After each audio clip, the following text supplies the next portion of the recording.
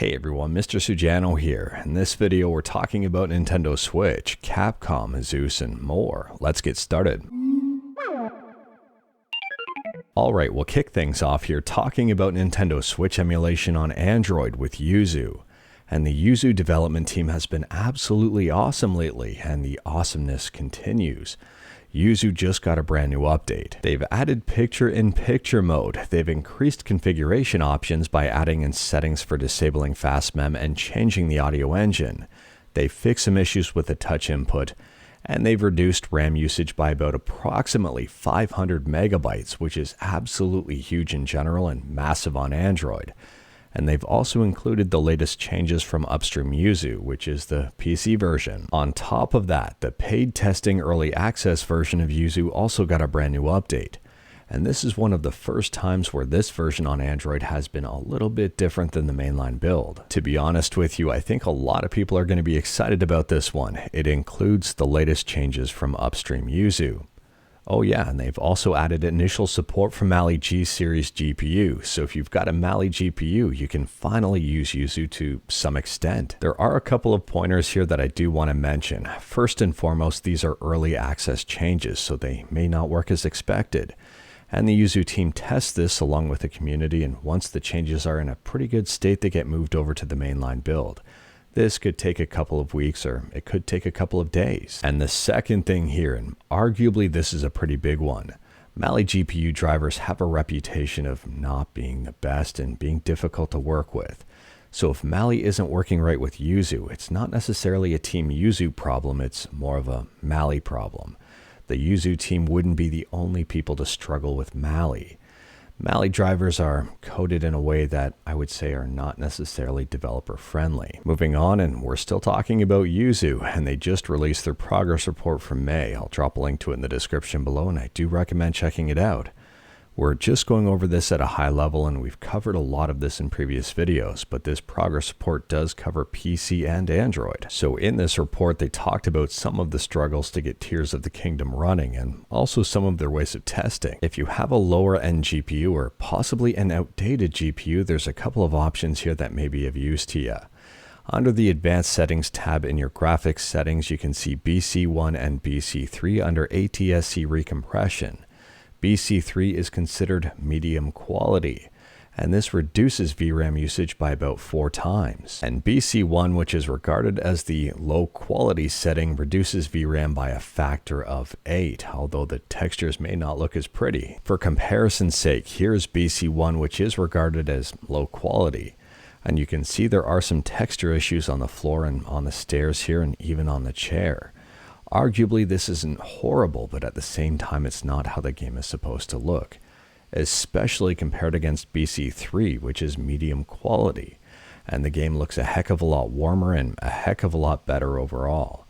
And here is ASTC. On top of that, in May, Tears of the Kingdom was one of the biggest focuses and received a whole bunch of fixes, which is completely understandable given the popularity of the game. They fixed the gloom in the depths here. This is before and this is after. You can see what you're stepping in. In this report, they also talk about Project Lime, which if you haven't guessed already is Android. And this first line here we've talked about in previous videos, but if you didn't know this already, they say, that's right, with the blessing from Skyline's bylaws. Yes, Skyline helped out with this emulator. And so did Dolphin, and so did some people from Citra. It was a great team effort overall. They talk a lot about the struggles of certain GPU drivers, including Mali, and they say here that because Android is such a heavy OS, there is no guarantee that complex games will run on devices with 6 GB of RAM. 8 GB is the strong recommendation, which puts compatibility on the pricey side of the spectrum. A certain Zelda game we wrote a lot about currently requires at least 12 gigs of RAM to run. Older GPU drivers are missing certain things that require games to work. So for example, if you have a Snapdragon CPU but have Adreno 500 series drivers, you may have some issues because they won't work. However, if you have an outdated or lower power device, all hope is not completely lost just yet. They say they may be able to get light 2D games up and running on 4 GB devices, but they don't expect complex 3D games to run on anything less than 8 GB of RAM anytime soon, if ever. And if you're on Android 10, there is still a little bit of a hitch for you. There were a ton of rumors, and I got messages about it quite a bit, that Yuzu was going to eventually work on Android 10 devices. And those rumors ended up just being rumors. They say here they have set the minimum required operating system to Android 11. This decision was made to prevent installation on completely unsuitable hardware. They go on to state that this is final, as there are no plans to support older Android versions. So if you've got a device with an Android version of 10 or lower, you're completely out of luck for getting official Yuzu support. However, there is still a couple of ways of getting Yuzu on those devices. They say users with capable hardware stuck on older Android versions can either build Yuzu themselves and remove the code responsible for performing this check, or install custom ROMs like Lineage OS to get unofficial Android updates on their device. And for those of you with 32-bit devices, I've got some news that you're probably used to hearing by now. 32-bit devices will never be supported, and there are no workarounds for that. Shifting away from that though, and we can continue to talk about Yuzu for quite a while, but we've talked about Yuzu a lot in previous videos and covered a lot of these changes in previous videos. Go on ahead and check out that progress report. It's very well written, very detailed, and you might even get some tips for some settings you may want to check out on either Android or PC. The Yuzu development team is on absolute fire here, and May was an absolutely massive month for them.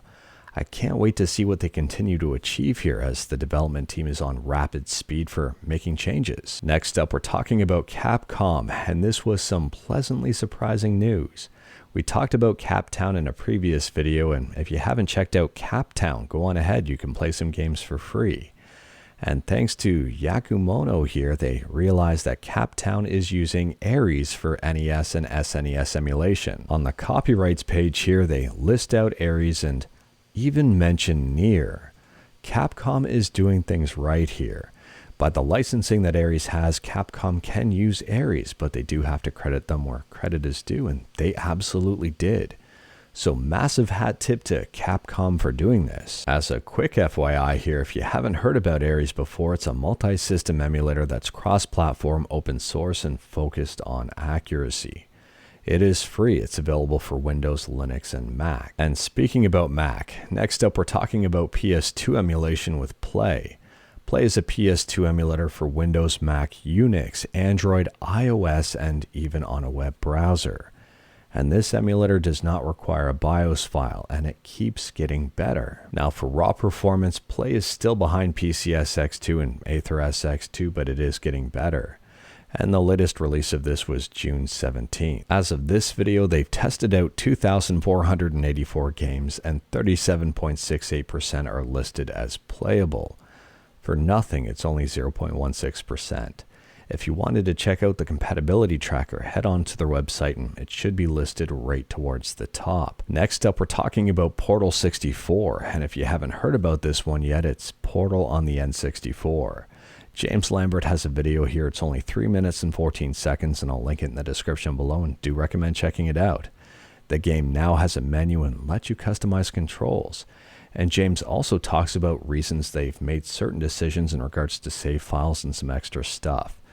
On top of that, in the video description, there is a very interesting link here. If you can read it, it says latest ROM download and a link to a GitHub page because it's free and open source. Next up, we're talking about System 76. And if you're a fan of Pop! OS, you may be a fan of this blog post. I'll link it in the description below. They gave a development update for Cosmic DE, where DE stands for Subscribe to Mr. Sujano, or desktop environment. Anyways, here they talk about tiling the new behaviors and shortcuts for it, and also give a nice overall update. Cosmic DE is still in development and it's being tested, although it's getting closer to release. And speaking about release, last up here we're talking about Reddit, and this is not great news, especially on the heels of the recent and ongoing blackout and protest of the API changes. The title of this article, which I will leave a link to in the description below, says Reddit hackers threaten to leak data stolen in February breach. So at a high level here, apparently back in February, a Reddit employee fell victim to a phishing attack and about 80 gigs of data was stolen. It appears the Black Cat Group is behind this and is threatening to release that data. It has been reported the group is demanding $4.5 million to delete the data, and they don't think that Reddit is going to pay. And this is a reported quote. They are very happy to know the public will be able to read about the statistics they track about their users and the interesting confidential data they took. If you're interested in this one, check out the article. I'll drop a link to it in the description below. But anyways, that is all I've got for you in this one. Straight to the point, all stuff and one fluff. We talked about a bunch today. Let me know your thoughts about absolutely any of it in the comments below.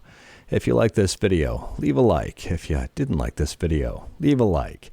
Hit that subscribe button, check out my other videos. Don't tempt fate, save your state.